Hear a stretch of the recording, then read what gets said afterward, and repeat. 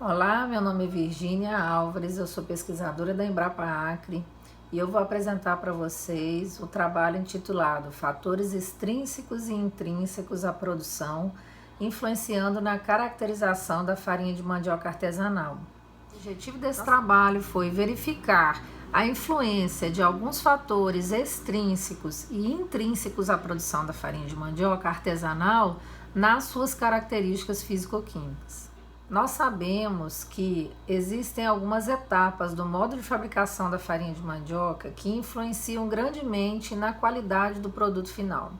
Etapas como a prensagem, etapas como o tempo de secagem da farinha, etapas como o tempo entre a colheita e o processamento, todos esses são fatores que já são comprovados cientificamente por afetarem a qualidade final da farinha de mandioca. Qualidade que eu digo em função da legislação brasileira da farinha de mandioca seca, que é a legislação do Ministério da Agricultura, Pecuária e Abastecimento de 2011. Então, nesse trabalho foram coletadas 15 amostras de farinha de mandioca em 5 casas de farinha de produção artesanal localizadas no município de Cruzeiro do Sul, Acre. Estas amostras elas foram transportadas para a Embrapa Acre, em Rio Branco, Acre, foram analisadas em relação à composição centesimal, que foi umidade, cinzas, extrato etéreo, proteína bruta total, fibra bruta total, o teor de amido por polarimetria, a acidez total titulável, o pH, a atividade de água por um medidor portátil de atividade de água, a cor instrumental por meio de um colorímetro na escala CIELAB e foram classificadas de acordo com essa legislação brasileira vigente. Além disso, foi realizada a coleta por meio de informações dos produtores em relação ao modo de fabricação e feitas algumas observações na casa de farinha em relação principalmente à infraestrutura física e o seu estado de conservação. Os dados então foram analisados por meio de análise de variância e o teste de média de Scott-Knott a 5% de probabilidade pelo programa estatístico CISVAR. A farinha ela se apresentou dentro dos padrões da legislação brasileira para a farinha de mandioca, que é a legislação vigente de 2011 do Ministério da Agricultura, onde o teor de umidade não ultrapassou os 13%, que é o valor máximo.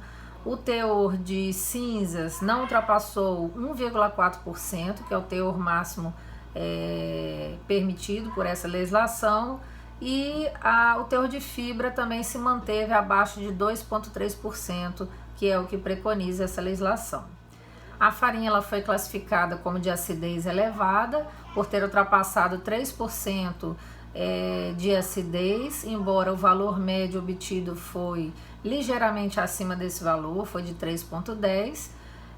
A atividade de água foi abaixo de 0,06, a atividade de água média foi de 0,24 de todas as 15 amostras analisadas, obtendo então um valor de atividade de água considerado como microbiologicamente estável o produto, por ser um produto seco, desidratado.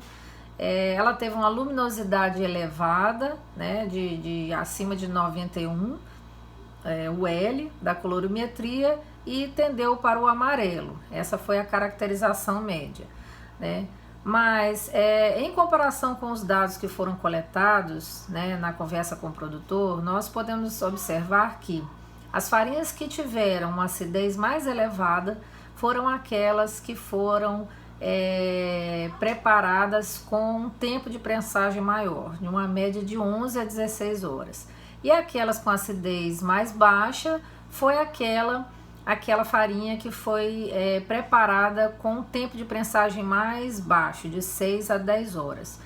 Nós já sabíamos que a prensagem é uma das etapas que mais influenciam na acidez da farinha, que mais influencia na qualidade físico-química da farinha. É uma das etapas, Outra observação que nós tivemos nesse trabalho foi em relação à infraestrutura física,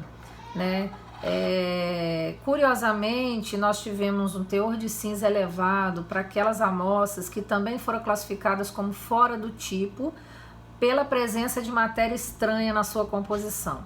No caso dessas farinhas, ela foi classificada como fora do tipo pela presença de madeira na sua composição. E justamente essas amostras, elas foi observado durante a fabricação que algumas estruturas de fabricação que são confeccionadas de madeira, como o rodo da secagem e a base da peneira, que são feitas de madeira, já estavam desgastadas com o tempo e com o uso na fabricação da farinha. Então, justamente essas farinhas que estavam produzidas com essa desgaste, né, da estrutura física de fabricação, artesanal no caso, que foram classificadas como fora do tipo. Então, nós podemos concluir que não apenas um fator ele é responsável pela qualidade da farinha, né? Vários trabalhos da Embrapa já têm identificado isso, né? E nesse caso, nesse trabalho em si, em particular, nós podemos perceber que a infraestrutura física ela é crucial para a qualidade da farinha de mandioca que é produzida de forma artesanal. Trouxe esse resultado muito importante para continuar avaliando a qualidade da farinha de mandioca conhecida como farinha de Cruzeiro do Sul, que hoje já tem um selo de indicação geográfica.